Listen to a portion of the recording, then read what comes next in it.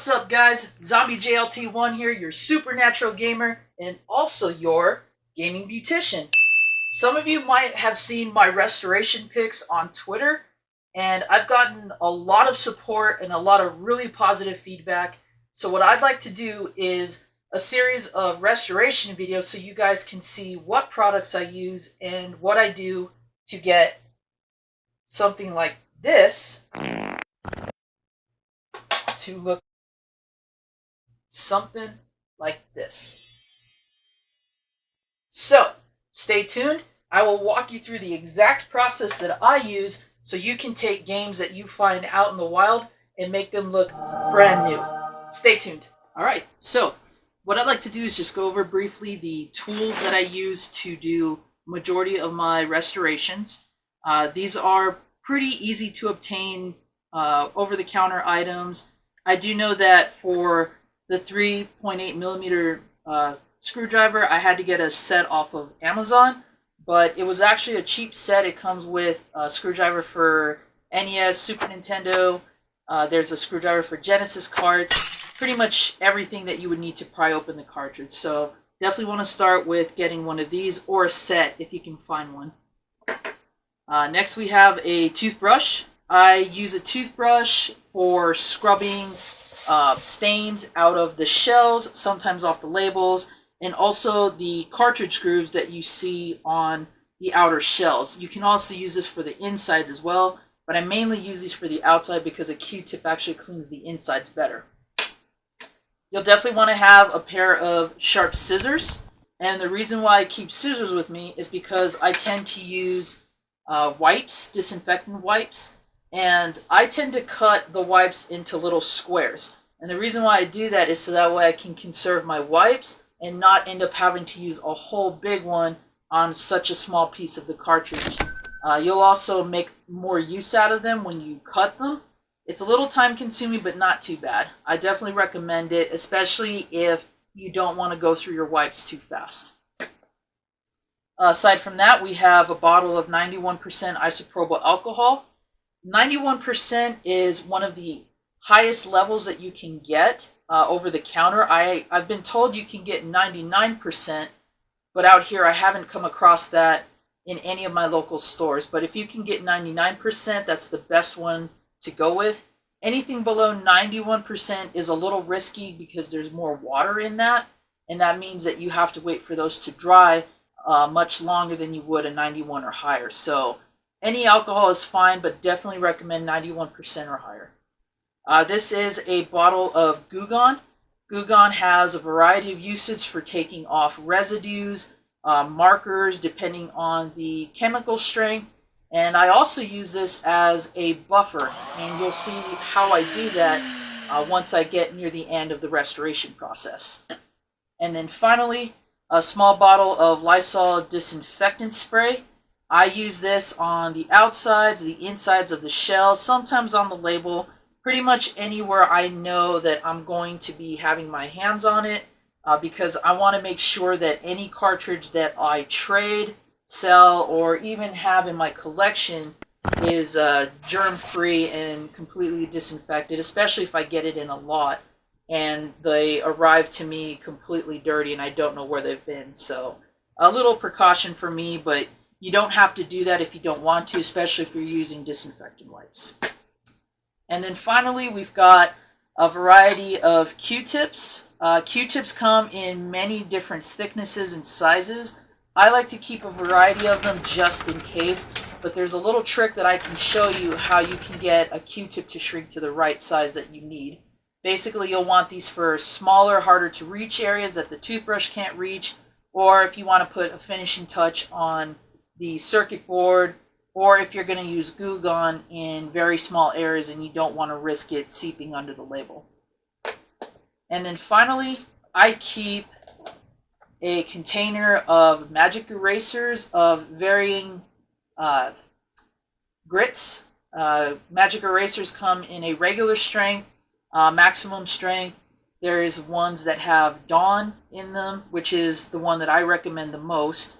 But I keep a variety because when you're working with many different cartridges, there's a variety of different designs and finishes that they have on them, and you don't want to use something that is really overpowering on on a shell that's got like a not so polished off finish, like the ridges that you see on a Super Nintendo or a NES cartridge. If you use too strong of a grit, you will actually sandpaper those out, and you don't want that. You just want to use these gently to start to remove the first layer of dirt, and then that's where you would use the wipe or the Lysol spray. So with that being said, let's get started on cleaning our cart. So the first step in any type of restoration is to do what I call assess the damage. You'll want to look over the cartridge you're cleaning, the game cases, whatever it is that you're attempting to restore. You'll want to do a thorough scan over the entire shape. You want to look for discolorations. You'll want to look for sticky substances like this on the front label here. You can notice there's some dirt in the grooves of this NES cart, and also at the top on both sides of the sectioned area. You'll also want to look out for tears in the label or tears in the shell. These are areas you'll definitely want to be careful around, so be sure to note all tears, especially when you use Goo Gone or any type of liquids. Now the first thing I do is I double check the back side of the cartridge, and I'm going to make it easier to pry open by taking a Q-tip, and I'll put a little bit of my Lysol cleaner on it. And just dip the Q-tip in the fluid there. And I also want to just wring it out a little bit, and then I'll dab some of the cleaning fluid over the screws and in the screw holes. And the reason why I do this is sometimes the screws can be really stuck together. There could be some debris underneath that you're just not seeing, or there's some debris on the top. And this will actually help make the cartridge easier to unscrew and pry apart later. So I'll go ahead and let that sit for a moment. And then what I'll do is I'll go ahead and flip the cartridge over and work with the top side first. Now I'll start with my magic eraser, and I'm going to use a low-level grit because magic erasers come in a variety of grit strengths. And I'm just going to take the magic eraser, and starting at the sides, I'm just going to gently wipe them across. You don't want to wipe too hard or too much, because if you end up using the wrong size grit, you'll end up sanding down part of the finish. And we want to keep as much of that as possible, especially on the front where it's got the special designs to them. You'll notice that they're not all flat and well polished. So we'll go ahead and just take the magic eraser, and just in a circular motion, we'll just go across it a couple times. You don't need to do this a lot, just a couple of times, just to loosen the dirt that's built up on there, and also to help remove any sticky residues as well. And again, I'll also use the same technique on all the grooves, making sure that I save the label and the space around it for last. And you'll notice I do this section by section. You don't want to just do it all in one big swiping motion. You'll want to do it a little bit at a time. That way you can really avoid all the tears and all the broken spots a cartridge might have. So the next thing I'll do is I'll take a disinfecting wipe, and to help preserve how many wipes I have and not use so many, I'll actually cut them into little pieces. And using that little piece that I just cut, I'll go over every place that the magic erasers made contact with the game shell. And as you can see, as I start to wipe it down, more of the sheen will start to come back, especially on the polished edges here. And then I'll just take that same wipe and go over the grooved areas along the bottom, pretty much everywhere that I used the magic eraser. And the best part is these wipes are actually safe for a majority of products. So even if you get a little bit of the fluid on the label, it won't damage it. But as you can see, I'm still being a little bit careful where the tears are. You want to be careful with those, but if you happen to get a little bit of this on there, it won't be too bad. And now as you can see, the wipe actually has some residue on it. This will give you an indication of just how dirty a game case, jewel case, or the shell actually is. The more dirt that comes off, the more likely you'll be able to restore its original color. And you can see this one's not as bad as other potential games and cases can be. So we're already off to a good start. All right, I'm just going to go over the grooved edges one more time. There's actually a very quick method that I use to clean those without having to do those one square at a time.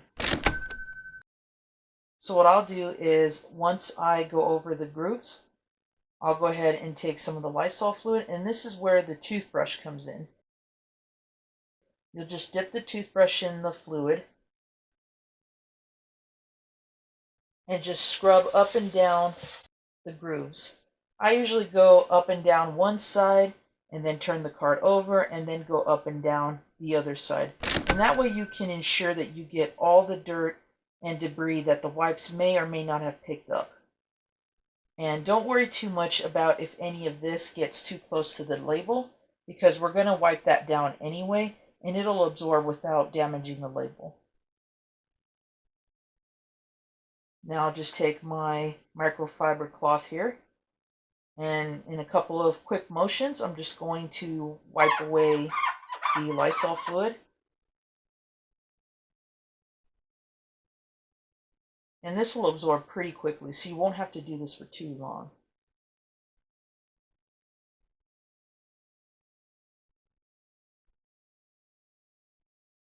All right, there we go. And I'm just going to pinch both top and bottom ends at the top of the cart and go back and forth. And this will clean that part of the cartridge grip as well. If you do happen to miss any, you can just go over with a Q-tip, but most of the time it'll come out with just the cloth itself. Just going to take the magic eraser again, go over it real gently. Definitely want to make sure you get all the sides as well here. Now here's something interesting. You can actually take this magic eraser and go over gently even the caution label on the back of NES cards. Keeping that same circular motion, you actually won't tear into the cart so long as you don't use a lot of force on them. That's right, I actually dropped the wipe I was using, so picking that back up, we'll just go ahead and cut off another piece. You can use the same piece as before, but most of the time you want to start with a fresh piece so that way you can tell just how dirty the other side is as well. And we're just going to wipe that down real quick.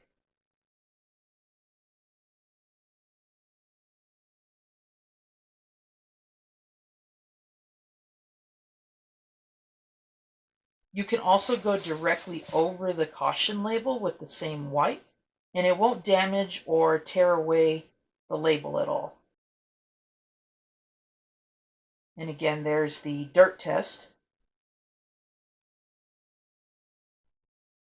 These are always helpful in giving you what kind of indication the outside layer of dirts are, and also what could potentially be on the inside of the shell as well. So we're going to go ahead and wipe that off. Now, what we'll want to do is go ahead and start working on removing the screws. I take the other microfiber cloth and put that underneath, just to prevent the cart from sliding off my work surface. You can see how fast these screws come off. I have dealt with carts where the screws were almost rusted to the shell, and by dabbing Lysol, or in some cases Goo Gone, this will help break apart whatever unwanted adhesives are on the screws and keeping it to the cart. And you don't have to worry about what specific screw goes where, because these are actually pretty universal. The only time you'll really want to be cautious with that is when you take apart a joystick, controller, or a system where all the screws are different. And now we have the NES cart in two separate shells. You can see that the insides aren't as dirty, So we may not have to use extensive cleaning techniques with that. And you can also see that the open space above the chip, there is no residue. And you're probably wondering why these shells are just so empty. Well, Nintendo wanted to create hardware that would extend the lifespan of its current systems. The chips were constantly redesigned, becoming cheaper to produce, yet more powerful than the systems that they ran on. And since the NES was meant to look more like a VCR instead of a video game console, its game shells were designed to simply accommodate the design of the NES, and in some cases the Famicom chips and converters used for certain titles. Now you can see I'm flipping both sides of the cartridge over, and this is to give us an idea of just how dirty the chip is. This copy of PLATOON actually isn't that dirty, so it may not require any extreme cleaning using Brasso or, as John Riggs recommends, Bright Boy. So first what I'm going to do is I'm going to set the chip aside, and I'm going to work with 1/2 of the shell. And I'm just going to dip a Q-tip in the Lysol fluid.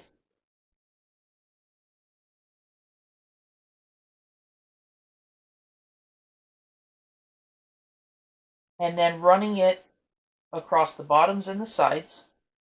I'm just going to give it a quick wipe down. Now, as you can see, I actually compressed the Q-tip and drained out some of the excess fluid. The reason why I do this is because along the sides of the NES cart, you'll see some thin walls and grooves. And when you wring out a Q-tip, it actually tightens up and shrinks. And this makes it the perfect size to just easily run it across without having to do too much work. In extreme cases, when these walls are really covered with gunk, you can actually do the same process with the magic erasers.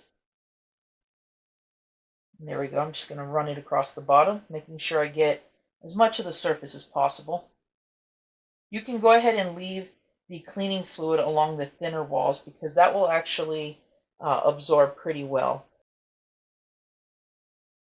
Taking my microfiber cloth, I'm going to wipe down the bottom again.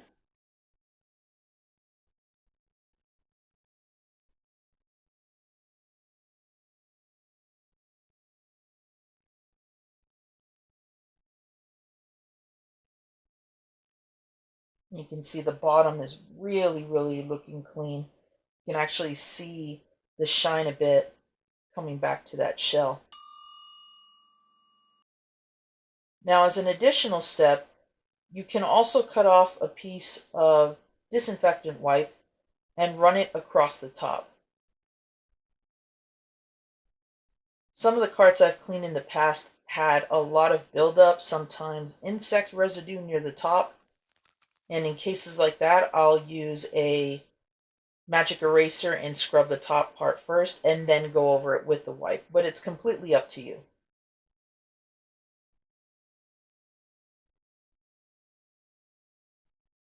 Part of why I like cleaning the cart so much is because it gives me the choice as to whether or not I want to extensively clean something or if it just needs a basic touch-up.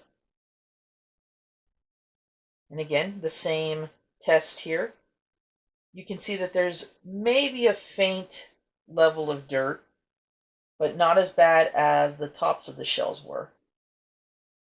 And in most cases, the fluid from the disinfectant wipes will absorb pretty quickly too. But in this case, I'm just going to wipe it down so that I can help speed up the process.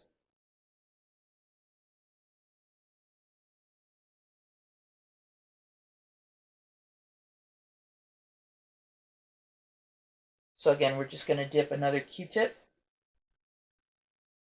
and use the same techniques to clean the other shell. The other shell, though, however, has the small wall on the inside of the cart. But don't worry, the same technique that I used before can still be used here. You'll just want to angle the cart so that way the Q-tip goes along the inside rather than the outside.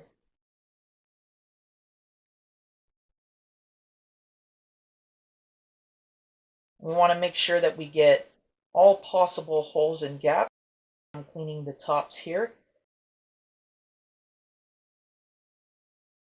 and also the tops of the other half, just in case I miss those during the initial cleaning. Sometimes gunk can get trapped in there too and can keep a shell clamped really tight. And again, just wiping off with my microfiber cloth. Now in this case, because the disinfectant wipe wasn't as dirty, I'm just going to go ahead and use the other side and just quickly go over it. But if you want to use a fresh piece, go right ahead. You decide how much of your cleaning products you want to use.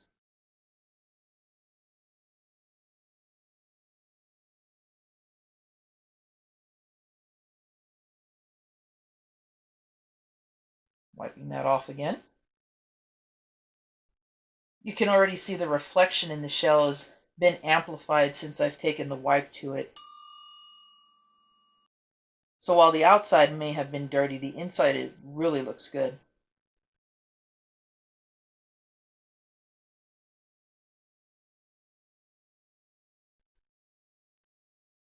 And then setting those aside, we're going to go ahead and look at the chip one more time just to be sure. Normally when I clean these NES chips or any chip at all, I like to use 91% isopropyl alcohol. If you can find 99%, that's even better.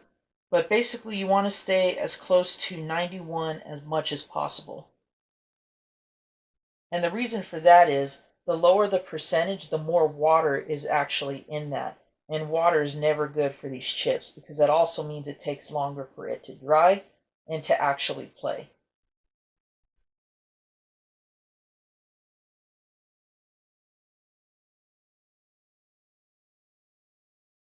You can see that there's no real excessive cleaning necessary. This just needed a basic touch-up. You can see how even just the alcohol has already removed some of the debris from the circuit board. We're just going to flip it over and use the same Q-tip but with a different side. And just scrub back and forth. I like to use the same method that I do on the ridged area of the NES cards. I'll go up and down one direction and then turn it and go up and down the opposite way. And this way you can ensure you get all grooves in the chip itself. Now this chip is good to go, but let me show you how I would use Brasso if the chip needed it. Now we're just going to flip it over to the other side, and using a different side of the same Q-tip, we're just going to go up and down the same way as we did on the other side of the circuit board. The great thing about Brasso is you don't really need a lot of it. You just need to dab just a little bit on the circuit board.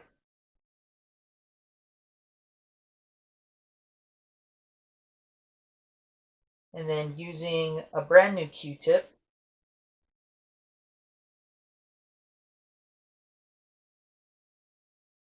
we're just going to take one end and then we're going to spread it from one side to the other across the chip.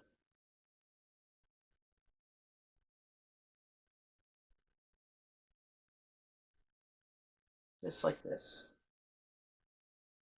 And you see how just that little dab covered the whole section? This is why you don't really need a lot of Brasso or Bright Boy if you use that instead. We're going to use the same wipe down methods as we've done in the past. I'll start with one up and down motion going one way, and then I'll turn it and just go across the other. And you can still see that the Brasso has made even more of a slight improvement. So using a different end of the Q-tip, we're just going to apply a small amount of Brasso again.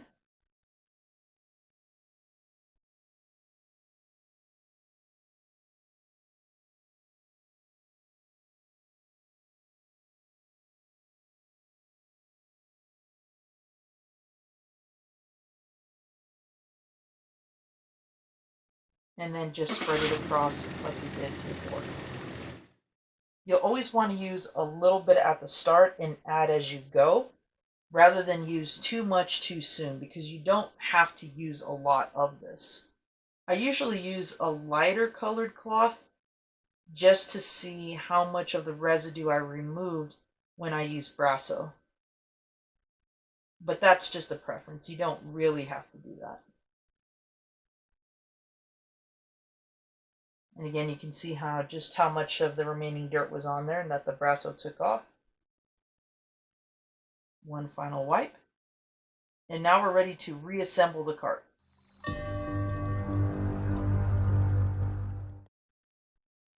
These chips are one size fits in, so if it's not fitting one way, more than likely all you have to do is turn the chip over and it should fit just fine. Again, throwing in our screws. Now when I screw the carts back together, I like to grip the sides to keep the shells from moving as I screw them back together. And I tend to screw each one in a little bit at a time for a bit more balance. So you see, I'll go in a triangular direction here. Once I finalize the first screw, I move on to the second one, and so on.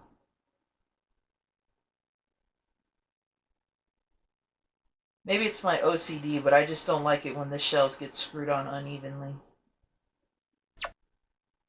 And then what we'll do is a final touch-up.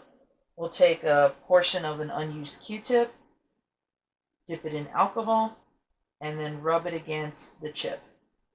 You might be wondering why I chose to do this last as opposed to wiping it down before I put it all together. Sometimes you can miss certain cleaning products in the bottom lip of the shell if you have accidentally spread Brasso and you didn't see it, or maybe just because there's a little bit you didn't catch the first time. Doing this ensures that you not only wipe the chip down, but you ensure that you get all the spaces around it. And this will also make sure that the cartridge plays well when there's no debris inside. So at this point we can see that the cartridge is a lot cleaner, that the shell looks great, but we still have this little bit of debris on the label. Using my magic eraser here, I'm just going to touch up the tops and the side of the label. I'm not actually rubbing against it as I would when I'm cleaning the shells. I'm just doing this very lightly to loosen up the debris, so that way when I go over it with the disinfectant wipe, it's easier to clean and I don't risk tearing the label with the magic eraser.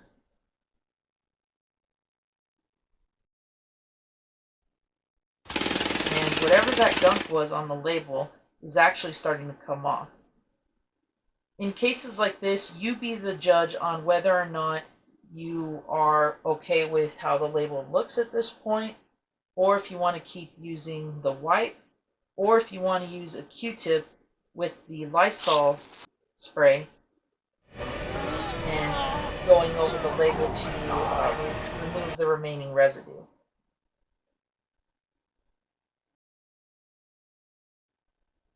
Wiping it down again with my microfiber cloth.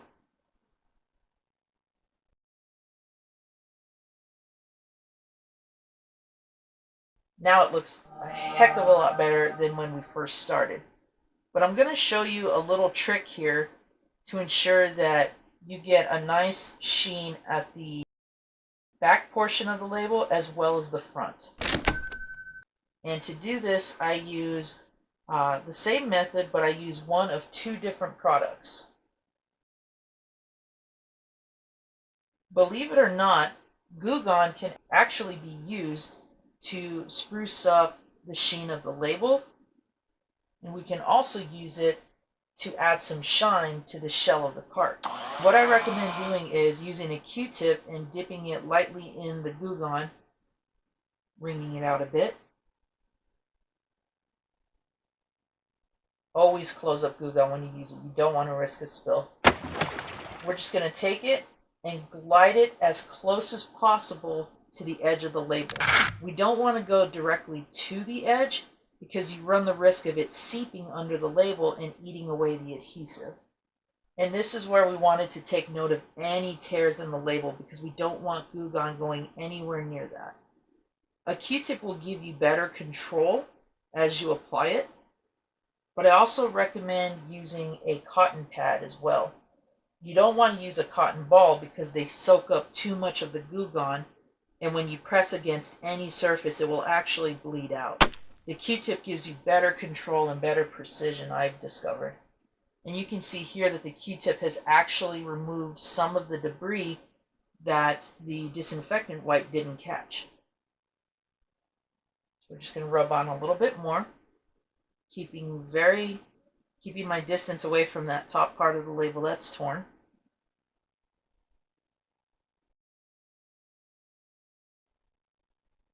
And we're going to let that sit. We're actually going to apply the Goo Gone to the shelf first before we clean the label. This is a cotton pad that I'll be using. I just fold it into two sizes smaller. Applying the Goo Gone directly to my cotton pad. And then we're just going to take our newly cleaned shell a side at a time.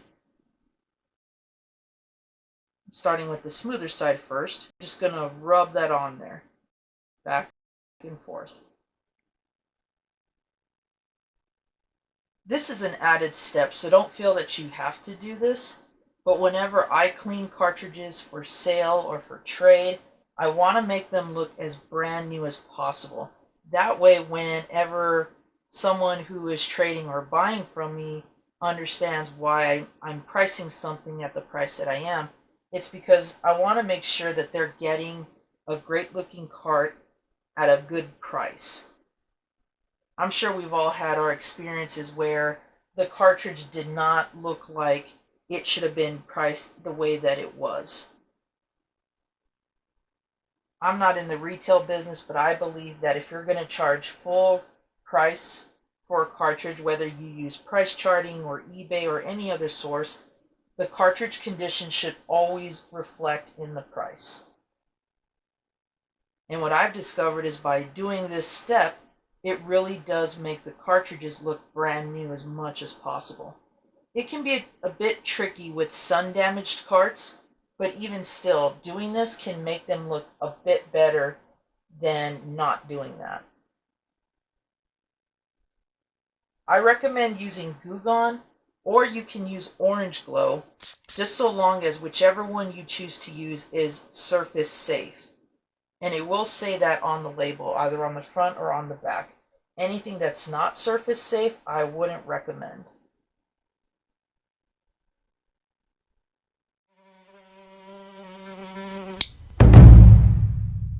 And because we've already cleaned the grooves on the front of the cart, we don't have to be too shy about just rubbing in whatever excess Goo Gone is there or whatever may be left from when we first did the original coat.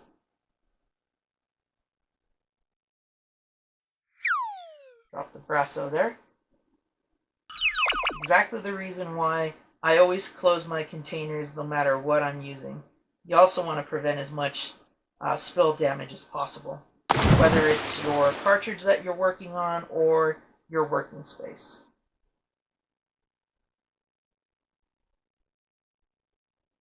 And now we're just going to finish up the remaining sides.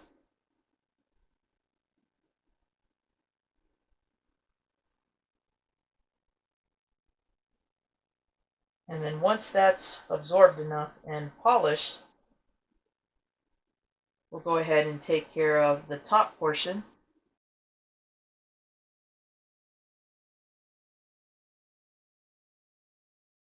And then we'll turn it over and apply the same Goo Gone to the back. Looks like I need just a little bit of more Goo Gone, so I'm just going to add some to the cotton pad.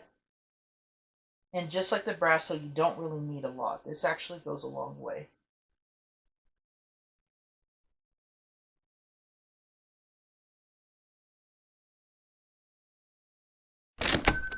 The best thing about these Nintendo backside labels is that they're actually pretty sturdy. So if you happen to get Goo Gone on the label, you don't have to worry about it eating away the adhesive underneath. I'm actually taking the Goo Gone purposefully and wiping it across the top. You can actually add a little bit of sheen to that back label if you put a little bit of Goo Gone or Orange Glow on it and then just immediately wipe it down. As long as you get to the Goo Gone, if you happen to get some on or underneath the label, if you just wipe it up, it shouldn't start to dissolve the adhesive at all. But if you should happen to get some Goo Gone, there goes that grasso again. If you should happen to get Goo Gone underneath the label, you can take a Q-tip with some alcohol and dab it over the areas where the Goo Gone went. That way it'll help dry it off and it won't sit there long enough to remove the adhesive.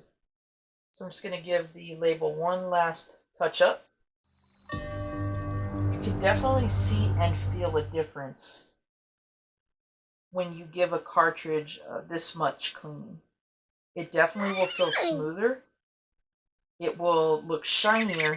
It'll actually feel lighter from all the debris that was taken off.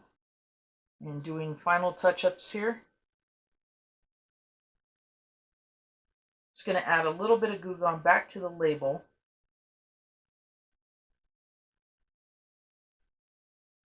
And then we're just going to wipe it down like we did the rest of the shell. And keeping that circular motion. This is also part of the reason why we don't want to go too close to the edge of the label, so that way while we're polishing it, we don't risk Goo Gone seeping under. And the label will actually let you know just how much cleaner it is because the microfiber cloth will be easier to glide.